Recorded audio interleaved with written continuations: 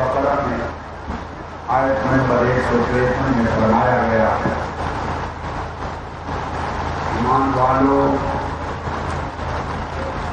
अल्लाह से मदद तलब करो मुसीबतों, परेशानियों और मुश्किल हालात में सब्र के जरिए और नमाज के जरिए। बेशक अल्लाह ताला सब्र करने वालों के साथ है। पहला नुक्ता तवज्जो तलब यह है कि दो चीजों को अल्लाह रब्बुल इज्जत की मदद का वसीला बनाया गया है।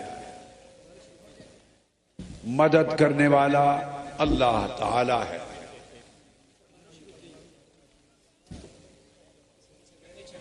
अल्लाह रब्बुल इज्जत ने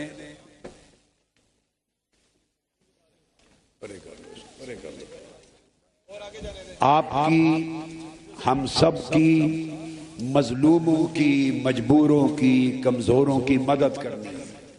ये अल्लाह का वादा है।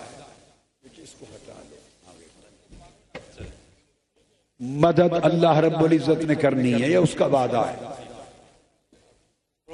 मगर उसने अपनी मदद के लिए इस मुकाम पर दो चीजों को वसीला बनाने का हुक्म दिया। आप हट जाओ बेटा, आप हट जाओ, बैठ जाओ, आप भी बैठ जाओ, सिक्योरिटी वाले बैठ जाए। दो चीजों को फरमाया कि वसीला बनाओ अल्लाह की मदद का। पहली चीज फरमाया सब्र और दूसरी चीज बयान की नमाज। कौन नहीं जानता कि सारी इबादत असल इबादत नमाज है, और कलिमा शहादत के बाद सबसे पहला रुकन इस्लाम का नमाज है। और नमाज को मोमिन और काफिर के दरमियान फर्क करने वाली चीज बनाया है। लेकिन एक अजीम मैसेज है अल्लाह तबारक व तआला का, और वो ये कि अगर तुम पर परेशानी आए, ना मुआफिक हालात हो, ना खुशगवार माहौल हो, दुख हो, तकलीफें हो, मुसीबतें हो, आलाम हो, उस वक्त तुम अल्लाह रब्बुल इज्जत की मदद के तलबगार बनो। तो अल्लाह से मदद तलब करो, मगर दो चीजों को वसीला बनाओ ताकि उनके वास्ते से तुम पर अल्लाह की मदद नाजिल हो। वो दो चीजें जो बयान की, उनमें सबसे पहले, नमाज से भी पहले, अल्लाह की मदद के लिए वसीला करार दिया गया सब्र को। इस्ताईनु बिस्सब्री वस्सलाह। आप अंदाजा करें सब्र क्या है कि मुश्किलात आती हैं, आप गरीबों, मजलूमों, मजबूरों, कमजोरों की मदद के लिए निकले। आप अवाम के महरूम तबकात के हक दिलाने के लिए निकले। आप मजबूरों को जबर की जिंदगी से निजात दिलाने के लिए निकले। आप जुल्म के खिलाफ सीसा पिलाई दीवार बनने के लिए उठे। आपने चाहा कि जो लोग मुआशरे में पिसे हुए हैं, गिरे हुए हैं, उन्हें उठाया जाए, उन्हें इज्जत दी जाए, उनको जीने का हक मिले। जो कत्ल हुए हैं उनके खून से वफा हो, जालिमों को अंजाम तक पहुंचाया जाए। ये सारे वो काम हैं जिनका अल्लाह तबारक व तआला ने कुरान मजीद में जा बजा हुक्म दिया। आप उसके लिए उठे, आपको आजमाया गया, तरह तरह की मुसीबतों से। पहले आप पर कंटेनरों के जरिए जेल खाना बनाया गया, आप पर खाना पीना बंद कर दिया गया, अद्वियात बंद कर दी गई। मॉडल टाउन में روزمرہ کی زندگی کی ضروریات بند کی گئی، وسائل حیات روک دیے گئے، آپ کا جینا دو بر کر دیا گیا۔ آپ کا جرم کیا تھا؟ آپ کا جرم یہ تھا کہ آپ یہ کہتے تھے کہ معاشرے میں ہر انسان کو جینے کا برابر حق ہے۔ آپ یہ کہتے تھے کہ غریب کے انسانی حقوق بھی اسی طرح ہیں جیسے امیر کے ہیں۔ آپ یہ کہتے تھے کہ پیسے ہوئے لوگوں کو اسی طرح عزت کی زندگی حاصل کرنے کا حق ہے جیسے بڑے لوگوں کو حق ہے۔ آپ کہتے تھے کمزوروں کو اسی طرح حق لینے کا ماحول ملنا چاہیے جو ماحول طاقتوروں کے لیے ہے۔ آپ کہتے تھے غریب مظلوم کو انصاف ملنا چاہیے۔ آپ کہتے تھے ہم یہ ماحول گوارا نہیں کرتے جہاں ایک جوہر میں گدھا بھی پانی پی رہا ہے وہیں سے انسان بھی پانی بھر کے جا رہے ہیں۔ آپ کہتے تھے انہیں کہیں بند کر دیں بیٹی۔ آپ کہتے تھے ہمارے قتل ہوئے شہیدوں کو ان کے خون کا بدلہ ملے، مقدمہ درج ہو، جو گولیوں سے چھل نہیں ہوئے ان کا مقدمہ درج ہو، قاتل ظالم جابر قانون کے حوالے ہو۔ آپ کہتے تھے اس معاشرے میں بیٹیوں کی عزت لٹ رہی ہے مگر ان کی عزت کی حفاظت اس لیے نہیں ہو رہی کہ وہ کمزور ہیں، وہ غریب ہیں، وہ ذلیل طبقہ ہے، معاذ اللہ استغفر اللہ۔ قانون طاقتور کی حفاظت کرتا ہے۔ آپ کہتے تھے ملک کی عدالتیں طاقتوروں کے لیے ہیں۔ آپ کہتے تھے اس ملک کے ادارے طاقتوروں کے لیے ہیں، غریبوں کو، مظلوموں کو، پسے ہوئے لوگوں کو، کسانوں کو، ہاریوں کو، مزدوروں کو اور بھوک سے مرنے والے لوگوں کو برابر عزت کے ساتھ جینے کا حق دیا جائے۔ اس لیے آپ اٹھے، آپ کو قیدی بنا دیا گیا، مظلوم بنایا گیا، آپ پر ظلم کیے گئے، آپ پر مصیبتیں ڈھائی گئی مگر آپ ڈٹے رہے۔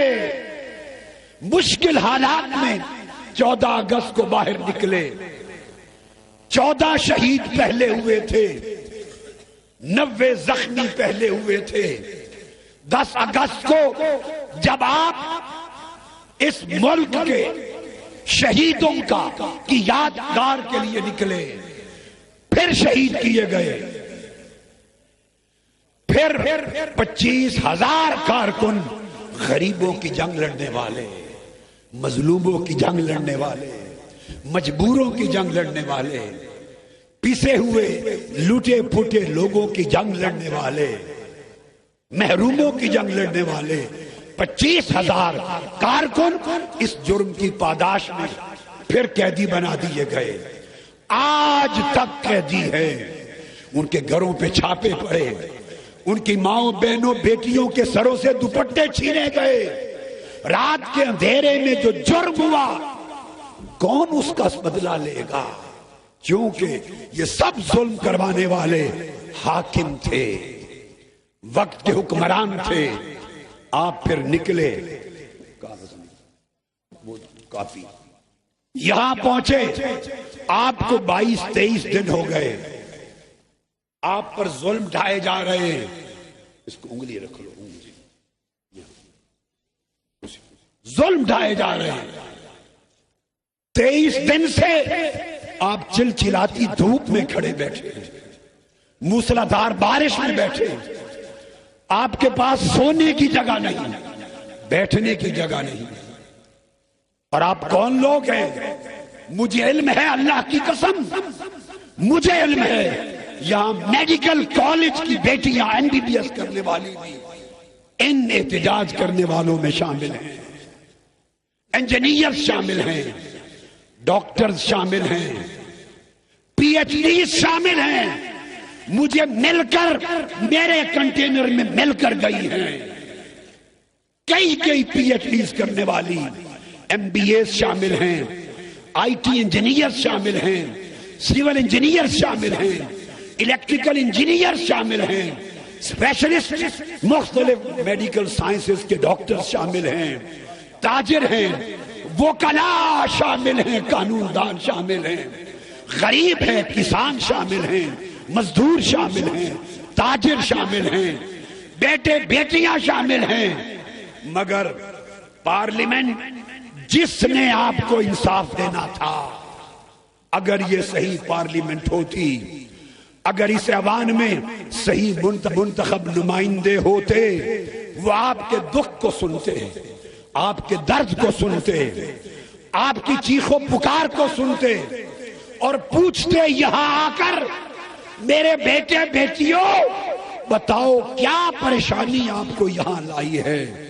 یہاں کوئی نہیں آیا، کوئی ممبر پارلیمنٹ آپ کے دکھوں کا مداوا دور کی بات ہے، آپ کا دکھ پوچھنے کوئی نہیں آیا۔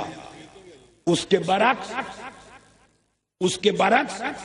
آپ کو اس پارلیمنٹ کے فلور پہ حکمرانوں نے اور حکمرانوں کے ساتھیوں نے خانہ بدوش کہا۔ شرم کی بات ہے، شرم کی بات ہے۔ یہ وہ لوگ ہیں جو ایک زمانے میں تمہیں ووٹ دیا کرتے تھے، یہ وہ لوگ ہیں جنہوں نے تمہیں منتخب کیا تھا، تم پر اعتماد کیا تھا، تم نے انہیں خانہ بدوش کہا۔ یہ خانہ بدوش ہو گئے جو اپنا حق مانگنے کے لیے نکلے ہیں۔ ہاں، جب فراز کا انقلاب آیا تھا تو اس کو بھی حکمران اور شہنشاہ حق مانگنے والوں کو خانہ بدوش کہتے تھے۔ جب روس کا انقلاب آیا تھا، اپنے حق کے لیے نکلنے والوں کو روس کے بادشاہ بھی خانہ بدوش کہتے تھے۔ جب چائنا کا انقلاب آیا تھا، اس وقت بھی وڈیرے حق مانگنے والوں کو خانہ بدوش کہتے تھے۔ اس پارلیمنٹ کے فلور پہ آپ کو فقیر کہا گیا۔ ہے کوئی ہمارے دکھ کو سننے والا؟ ضمیر مر گئے، قانون مر گیا، انصاف مر گیا، جمہوریت مر گئی، آئین دفن ہو گیا۔ ان پارلیمنٹ کے ممبران اور حکمرانوں کے ہاتھوں سے آپ کو حق مانگنے والوں کو غدار کہا گیا۔ حق مانگنے والے غدار ٹھہرے، آپ کو لشکری کہا گیا، اور حق مانگنے والے احتجاج کو لشکر کشی کہا گیا۔ آپ کو باغی کہا گیا، بغاوت کی تہمت لگائی گئی، بیہودہ زبان استعمال کی گئی، دھمکیاں لگائی گئی، دی گئیں۔ مگر افسوس، بے حسی کی، بے حمیتی کی انتہا۔ یہ کسی نے نہیں پوچھا، کسی نے نہیں پوچھا۔ یہ خانہ بدوش، فقیر اور غدار نہیں، یہ خون کا بدلہ مانگنے والے حقدار غیرت مند لوگ ہیں۔ یہ بات ہوتی ہے، آپ نے صبر کیا ہے۔ اللہ رب العزت نے فرمایا کہ میری مدد نماز سے بھی پہلے صبر کرنے والوں پہ اترتی ہے۔ استعینوا بالصبر والصلاۃ، میری مدد مانگو صبر سے، اور پھر فرمایا میری نماز سے۔ آپ صبر بھی کر رہے ہیں، نماز بھی پڑھ رہے ہیں۔ صبر کا دامن نہ چھوڑنا، صبر کرنے والوں پر اللہ کی مدد اترتی ہے، مگر وہ امتحان لیتی ہے۔ قرآن مجید یاد رکھ لینا، اللہ کی مدد اترے گی، وہ امتحان لیتا ہے۔ فرماتا ہے وَلَنَبْلُوَنَّكُمْ بِشَيْءٍ مِّنَ الْخَوْفِ وَالْجُوعِ، اللہ تعالی مدد اتارنے سے پہلے امتحان لیتا ہے، آزماتا ہے، آزماتا ہے۔ جس چیز سے خوف پیدا کرتا ہے، گولیاں چلتی ہیں، شیلنگ ہوتی ہے، لاٹھیاں برستی ہیں، اور سپاہیوں کی، درندوں کی، غلوں کے غل رات کے اندھیرے میں حملہ آور ہوتے ہیں، خوف پیدا ہو جاتا ہے جان کا کہ جان چلی جائے گی. آپ کے سامنے ایمبولینسز بھر کے گئی، خوف زدگی کا عالم تھا. اللہ نے آپ کو خوف کے عالم میں بھی صبر دیا، استقامت دی، مبارک ہو. پھر فرمایا والجو، بھوک دیتا ہے. آپ پر کھانا بند کر دیا گیا، پینا بند کیا. کئیوں کو ملا، کئیوں کو نہ ملا. اللہ نے بھوک میں مبتلا کر کے بھی آپ کو آزمایا. وَنَقْسٍ مِّنَ الْأَمْوَالِ، مال و دولت کا نقصان کراتا ہے آزمانے کے لیے.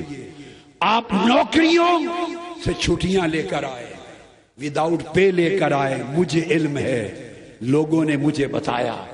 جاب کئی چھوڑ کر آئے، دکانیں بند کر کے آئے. کئی غریب ریڑیاں لگاتے تھے، وہ چھوڑ کر آئے. معلوم نہیں ان کے گھروں میں ان کے بیوی بچوں پر اگر وہ ادھر ہیں تو کیا بیت رہا ہوگا. یہ جو مال و دولت کا نقصان ہوا، یہ بھی اللہ کی آزمائشوں میں سے آزمائش ہے. والانفس والثمرات، جانے جاتی ہیں، شہید ہوتے ہیں. اللہ آزماتا ہے کہ شہادتوں کے بعد بھی صبر کے ساتھ رہتے ہیں یا نہیں. والثمرات، بچے جاتے ہیں، پھل جاتے ہیں. اللہ دیکھتا ہے کہ بچے دے کر بھی یہ صبر سے رہتے ہیں یا نہیں. اللہ کی عزت کی قسم، تم اسوہ حسین پہ چل رہے ہو. امام علی مقام نے یزیدی طاقتوں کے سامنے، اپنی آنکھوں کے سامنے اپنے جوان بیٹے علی اکبر کو لٹا دیا. ان کی آنکھوں کے سامنے شہزادے علی اصغر کے حلق میں تیر چلا، شہید ہو گئے. ان کے ہاتھ میں تھے، علی اصغر کے خون کو اوپر اچھال دیا. عرض کیا مولا اب بھی صابر ہوں. حضرت سکینہ ان کی بیٹی چیختی تڑپتی رہی، صبر کیا. بھتیجا قاسم شہید ہو گیا. شہداء اہل بیت پاک کے یکے بعد دیگرے شہید ہوئے. ان کے سر کاٹ کے نیزوں پر رہے، مگر نیزے پر جب امام حسین کا سر چڑھایا گیا اور 14 خانوادہ رسول کے شہزادوں کے سر نیزوں پر تھے، امام حسین کا سر نیزے پر بھی صبر کی آیتیں پڑھ رہا تھا. مجھے بولو ابھی اتنی مشکل تو نہیں آئی؟ ایمان سے کہیے، ایمان سے کہیے، کیا اتنی مشکل آ گئی جو کربلا والوں پر آئی تھی؟ جو نیزے پر جن کے سر چڑھ گئے تھے، کیا مشکلات وہاں تک پہنچ گئی؟ وہ بھی صبر کے منتظر تھے. فرمایا کہ جو سارے حالات دیکھ کر قائم اور دائم رہتا ہے. پھر فرمایا وبشر الصابرین، ان 7 قسم کے مشکلات اور مصائب ڈھا کر جب اللہ آزماتا ہے اور دیکھتا ہے کہ میرے بندے پھر بھی صبر پر ہیں، تو تب پیغام اترتا ہے اب ان صبر کرنے والوں کو خوشخبری سنا دو، خوشخبری سنا دو. اولئک علیہم صلوات من ربہم، اللہ کی رحمتیں، برکتیں اور درود تم پر ہیں، اور تمہیں کو ہدایت اور تمہیں کو مدد ملے گی. میرے بیٹے بیٹیوں، میں بھول نہ جاؤں جب رات کل میں نے اپیل کی کہ یہاں انقلاب مارچ کے سکول بنیں گے، میرے چھوٹے معصوم بیٹے بیٹیوں کے لیے سامان بھیجو، چھوٹے بچوں کے لیے ٹافیز بھیجو، چاکلیٹ بھیجو، چوئنگم بھیجو، کتابیں بھیجو، چاک بھیجو، بلیک بورڈ بھیجو، وائٹ بورڈ بھیجو، شامیانے بھیجو، کینوپیز بھیجو.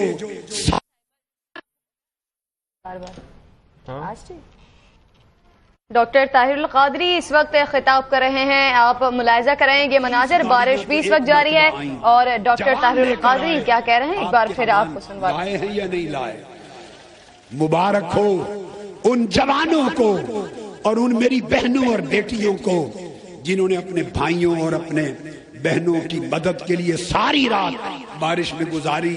میں آپ کو لاکھوں دعائیں دیتا ہوں، ابھی اور بھیجو، کنوپیز اور شامیانے بھیجو جو رین پروف ہوں، اور نیچے کے لیے پلاسٹک شیٹس بھیجو تاکہ بارش میں کیچڑ ہو تو سو سکیں، کمبل بھیجو، سامان بھیجو، جو کچھ موسم کے حالات کے مطابق درکار ہے۔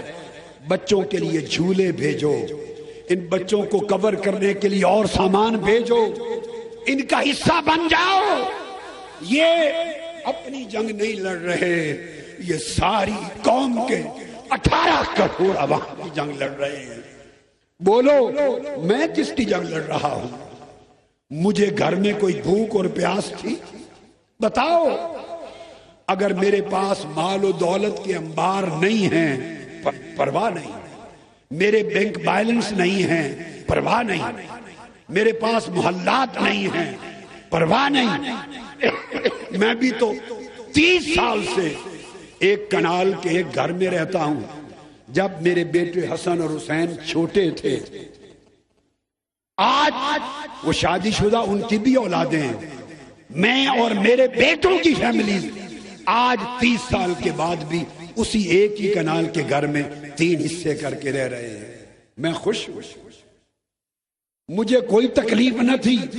اگر کینیڈا میں چھوٹی جگہ پہ رہتا ہوں، خدا کا شکر ہے روٹی تو آسانی سے ملتی ہے۔ میں در بدر اس موسم میں 1 مہینے سے آپ کے ساتھ کیوں بیٹھا ہوں؟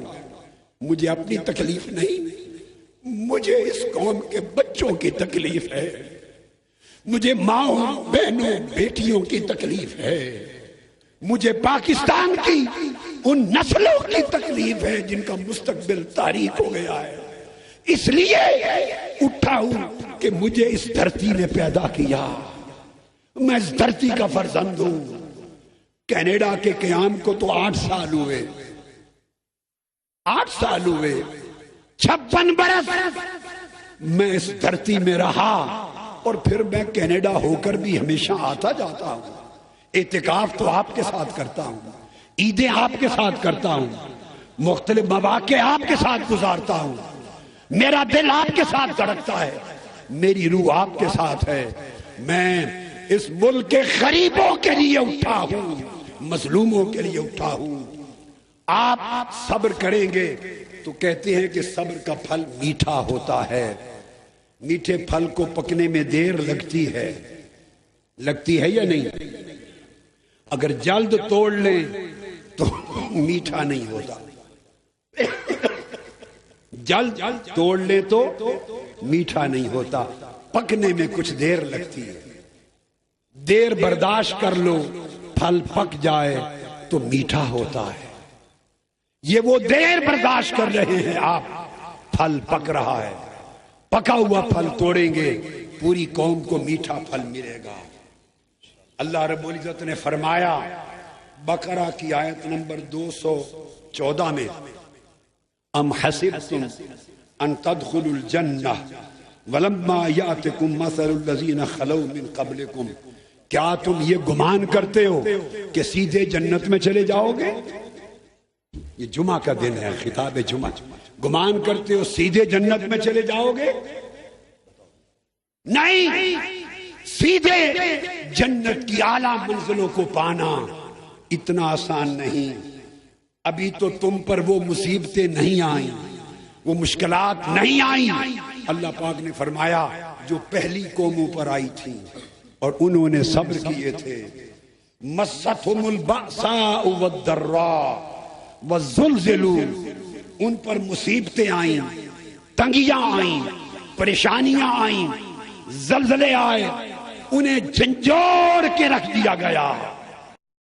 مگر پاکستان تحریک انصاف کے جوانوں، مجاہدوں، شاہینوں، ٹائیگروں اور پاکستان عوامی تحریک کے مصطفی شیروں اور مصطفی شیرزیوں، مجاہدوں، امین قاسموں، دونوں کزن، دونوں گھروں کے کزن، جگے رہو، جمے رہو، گھبرانا نہیں، ہٹنا نہیں، دبنا نہیں، اللہ کی مدد اترے گی۔ ہم نیک کام کے لیے نکلے ہیں، ہم جنگ کے خلاف نکلے ہیں، ڈوم کے خلاف نکلے ہیں، دھاندلی کے خلاف نکلے ہیں. اس ملک کے انتخاب کے نام پر جو ڈرامہ رچایا جاتا ہے اس کے خلاف نکلے ہیں، شفافیت کے لیے نکلے ہیں، امانت و دیانت کے لیے نکلے ہیں. ہم غریبوں کے حقوق کے لیے نکلے ہیں، غریبوں کے حقوق کے لیے نکلے ہیں، مظلوموں کے حقوق کے لیے نکلے ہیں. ہم پچھڑے ہوئے لوگوں کی آواز بن کے نکلے ہیں. اللہ کی مدد انشاءاللہ اترے گی. اور میں کروڑوں بار، اربوں خربوں بار مبارکباد دیتا ہوں اپنی بیٹیوں کو. میرا جی چاہتا ہے میں اپنی آنکھیں ان عظیم بیٹیوں کے قدموں کے نیچے بچھا دوں، میں اپنا دل آگ کے قدموں کے نیچے چٹائی بنا دوں، میں اپنی جان ان بیٹے اور بیٹیوں کے سونے کے لیے بستر بنا دوں. میں سب کچھ آپ کے لیے لٹاتا رہا ہوں، لٹا چکا ہوں، لٹا رہا ہوں. آپ کی استقامت نے میرا سر فخر سے بلند کر دیا ہے. اس تحریک نے جان ڈال دی ہے میرے جوان بیٹوں، میرے بیٹیوں. اور راولپنڈی ڈویژن اور اسلام آباد کے علاقوں سے جس طرح جوان بیٹے بیٹیاں بھائی بہن سامان لے کے نکلے ہیں، یہ تو سامان بھی لاؤ اور اپنے جاب سے فارغ ہو کر شام کو ان کے ساتھ شریک بھی ہو جاؤ.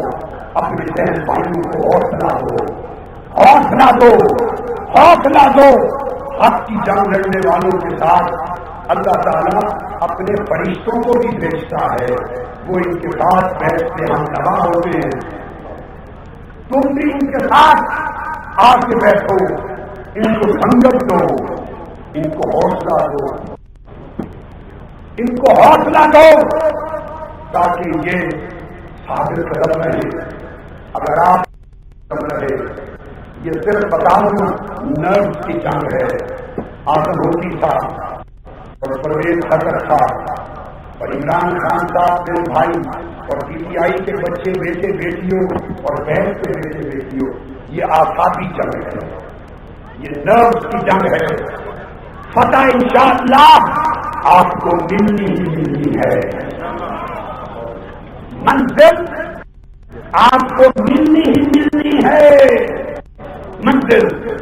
مگر آفاق کو کمزور نہ پڑنے دینا، اپنی نفس کو کمزور نہ پڑنے دینا، طاقتور رہنا.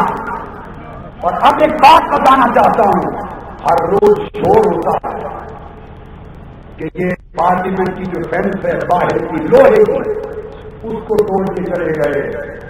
لوگوں، پارلیمنٹ کے ممبران اور ظالم حکومت کے وزیروں، خدا کا خوف کرو. آپ محمد مصطفیٰ